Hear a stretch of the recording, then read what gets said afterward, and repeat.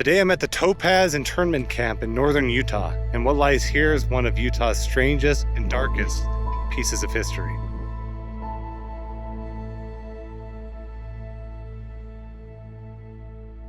Out in the desert sits what used to be one of Utah's largest cities, and now all that remains is desert. This place was built almost overnight during World War II, and at its peak, almost 8,000 people lived out here. But today, almost nothing remains. Let's find out some history about this place. After the attack on Pearl Harbor, Americans were very paranoid, right? And Franklin Roosevelt in 1942 issued Executive Order 9066, which allowed them to have military zones where they could extract Japanese American families straight out of their homes and put them in internment camps, which is exactly where I am right now.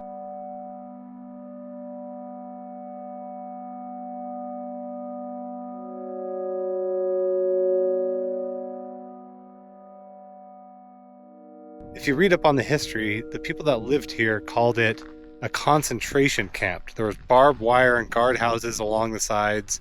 Nobody could leave in or out. I mean, imagine just being an American and living in your home, right, on the coast of California, and then being forced out of your home, brought to the desert of northern Utah with your entire family, and being told you had no choice. This is where they took them. You can still see the blocks which they put in for the housing for everybody that lived here. I mean, this is a whole operation. This was over 8,000 people that lived out here. This camp had 42 blocks in an area that was less than 1 square mile. This is a father and a mother. This is a nephew, and these are the children. So they had to have a name tag and a number. They were assigned a number. This is a gal here. I don't know how old she is here. Is named Kayoko. She is one of those children who came to the museum in 2017. She walked down that hall and said, "Oh, that's me." The museum is incredible. If you guys are out here in Delta, Utah, go to the Topaz Museum. Like I said, we're going to take a look around, tell a few stories, and get a feel of the history out here. It's been very eye-opening for me just researching this recently. Basically, the entire front was warehouses, administration, hospital, and then I believe a military kind of compound on the side. And then you had over 40 blocks of just housing for the people that were taken and forced to live here. And I'm essentially walking inside of the administration building right now. Man, the desert has just reclaimed this place. And there's still a lot of stuff left over, like this right here.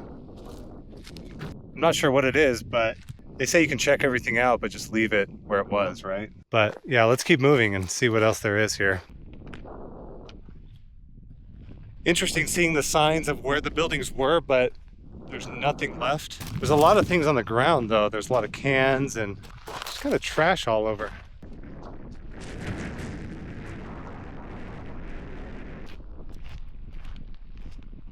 So this was the fire station of Topaz.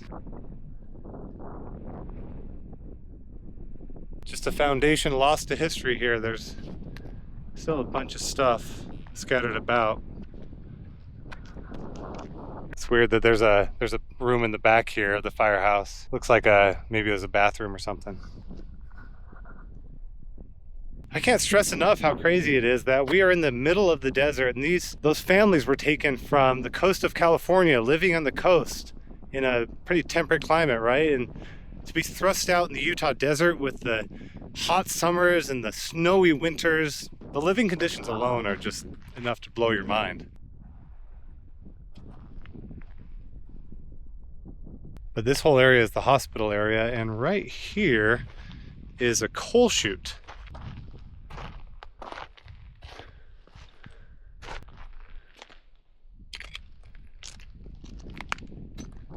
A lot of glass and stuff on the ground. Need to wash myself.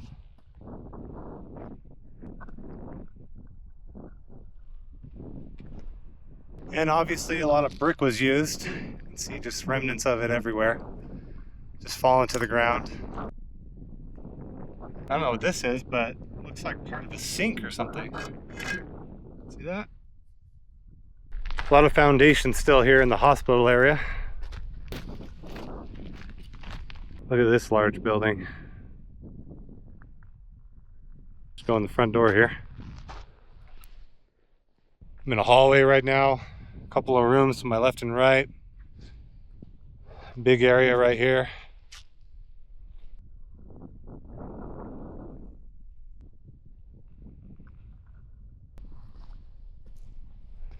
This is a big foundation, goes way back there. Still piping underneath this ruined foundation.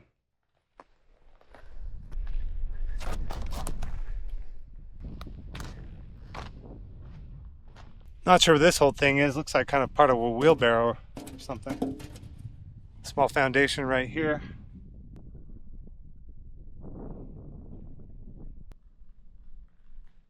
More foundations over here, more brick that's just broken. Also, it is hot right now, but I can't imagine just with no air conditioning in the hot summer of Utah. Woo, baby. That is just crazy to think about. Whoa, I found like I don't even know what this is. It looks like a kiln in the ground or something. Oh, there's a lot of spider webs and stuff.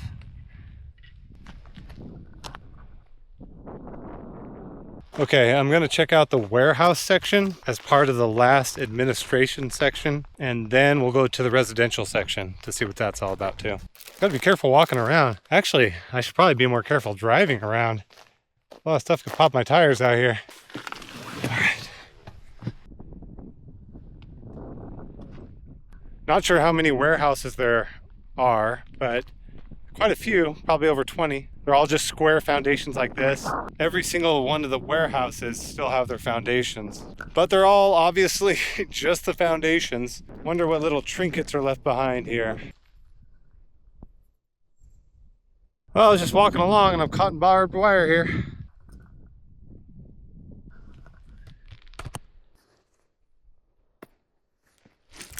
Hope I don't get tetanus from that barbed wire. Now we go south, and that is the residential area. All right, let's check it out. Man, sure is nice to be in a truck with air conditioning. Like I said, I can't imagine being out here with how hot it is with no air conditioning, living in a tiny little room. Puts a lot of things in perspective, visiting places like this. Oh, actually, I found a seashell. And you may be wondering, why is there a seashell out here in the middle of the desert? This entire area used to be covered in a giant lake called Lake Bonneville, you know, thousands of years ago, right? And there's actually a lot of seashells scattered throughout the desert from that lake. And the people that lived in these camps, they would make things out of the seashells. A lot of interesting little items that I saw in the museum. Crazy, look at these. And I'm finding them still here, you know, 80 years later. Crazy. Look at this pile I found. Big pile right there. Glass right here. More remnants. I keep finding little interesting things. Like this is, you know, it's hard to explain what it is. It feels like ceramic, but I found kind of an area where, yeah, there's just a lot of stuff just piled on the ground, just trashed on the ground.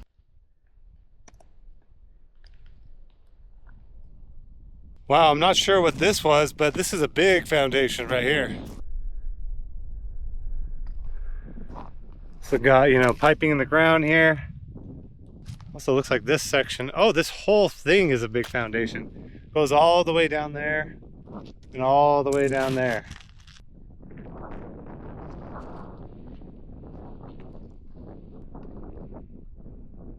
And you know, life had to go on with these Japanese Americans that were held in this camp. And right here we have the place of an elementary school.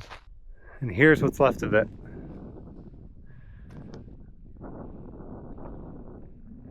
You know, there were schools, the elementary schools, there were baseball fields, there were baseball teams, right? There were 8,000 people here. I believe it was the 5th largest city in Utah at the time. And that was an internment camp. Wow. Still had jobs within this camp. Had to make the best of whatever you could do here. But yeah, nothing left of the elementary school here, obviously. Not much left. I know the buildings that were built for the residents here, they weren't made very well, right? They had thin walls, didn't have the greatest foundations like we saw with the other buildings.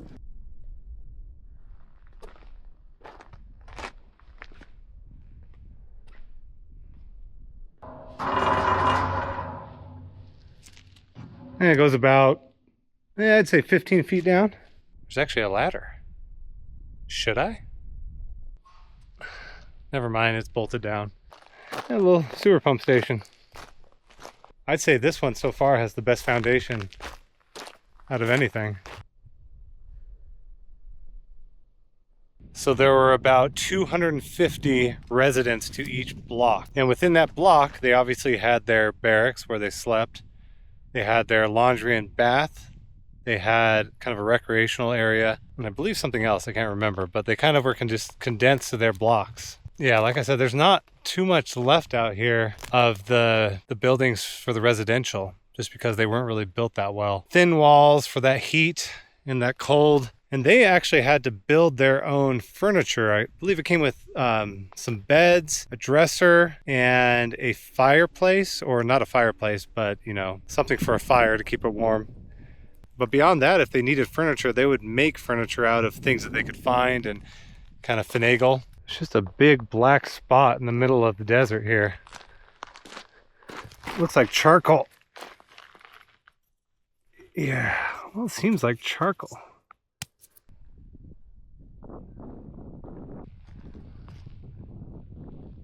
Yeah, this is a big pile right here. I bet if you dug this up, you'd find all kinds of remnants of things.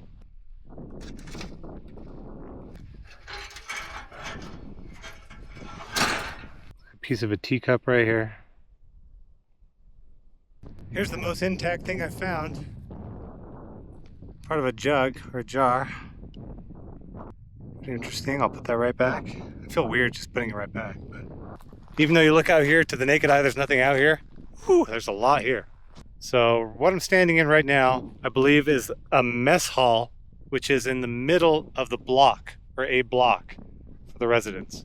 And then on each side you had the living quarters, and there were 250 people to each block, 42 blocks. Right now I'm standing exactly where a Japanese American man, James Wakasa, lived. So the story is that James was out walking his dog a little further west next to the barbed wire and next to a guard outpost. We'll go over there in a minute. But James was hard of hearing, and the guard called out to him, and I guess, you know, James couldn't really hear him that well. And eventually James just turned around and looked at the guard, and the guard was just a 19-year-old military personnel on watch duty, and he shot and killed James because he thought he was trying to escape. And there was a big funeral held here for James in this camp. But that's the story that lives on. I'm going to go against the barbed wire fence over there, and I might even try to see the guard tower, see if there's anything to see if the barbed wire fence is still there, see if the guard tower is still there. But all right, I gotta walk through the desert a little ways here to get to the barbed wire fence. That's where James was walking, kind of the perimeter of the place, so that's why the guard was on alert. And you know, you're probably wondering why Utah desert for this, right? Well, the government wanted something isolated, cheap, and away from major towns, and this checked all the boxes.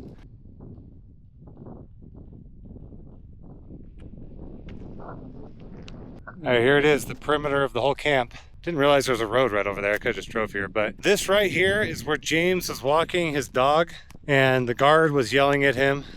James was hard of hearing, and eventually he heard something, turned around, and the guard shot him right in the chest, and he died right here.